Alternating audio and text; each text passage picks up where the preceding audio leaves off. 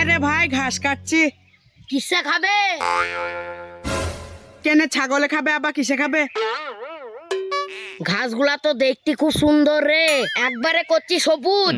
ঘাসগুলা খুব সুন্দর, খাবে রে ছাগলে। আরে এই ঘাসের রং কবে থেকে সবুজ হইল রে? কেন দেখতে পাচ্ছিস নি ঘাসের রং নীল?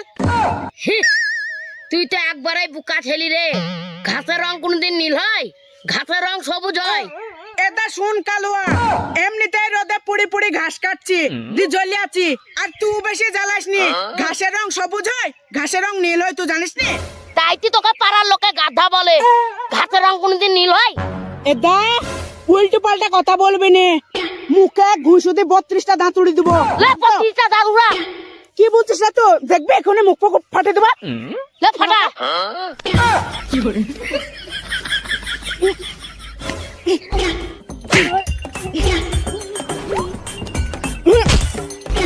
আর কোনদিন বলবি?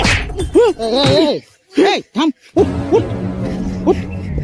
কি হলো রে, তোরা মারামার করছিস কেন রে? এ দেখো না চাচা, ঘাসের রং নীল আর এ বুঝছে সবুজ। ঘাসের রং নীল আর এ বুঝি সবুজ, মানে কি হলো রে তোদের?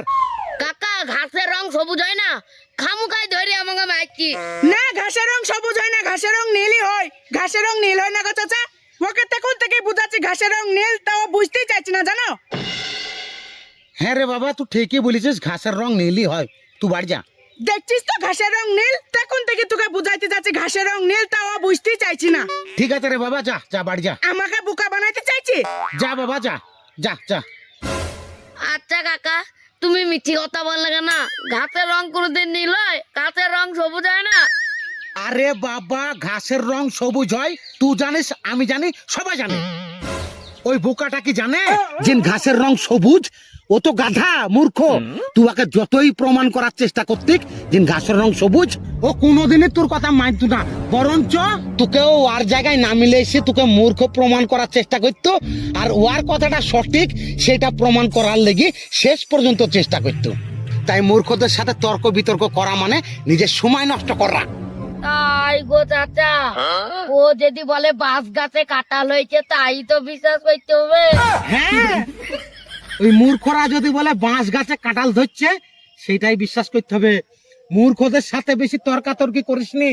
যারা মূর্খ হয় তারা গোটা দুনিয়াকে মূর্খ ভাবে, বুঝলি তো, আর নিজেকে সঠিক ভাবে। তাই বলছি বাপ, কোনো দিনকার লেগে মূর্খদের সাথে তর্কাতর্কি করে নিজের সময় নষ্ট করিসনি। নিজের সময়টা নিজের কাজে লাগাবি, কাজে লাগবে, বুঝলি তো। যাক বাপ, মেলা তো কথা হইল। তা আমি নাকি শুনলাম তোর মা বলে আগের থেকে একটু মোটা হয়ে গেছে। না গো চাচা, আগের থেকে পাতলা হয়ে গেছে। পাতলা হয়ে গেছে? হ্যাঁ। মিছে কথা বলছিস? না না, তুমি গালি কিন্তু মোটা হয়ে যাবে। আমি গেলে মোটা হয়ে যাবে? হ্যাঁ, তোমার কাছে এইরকম মোটা মোটা আম ধরছে, ওই পাকলি কি মা খাবে, আপনি মোটা হয়ে যাবে। ও, আমার গাছে যে আম হয়েছে সেই আম পাকি নিয়ে যাই তোর মাকে খাওয়াইলি, তোর মা মোটা হয়ে যাবে? হ্যাঁ।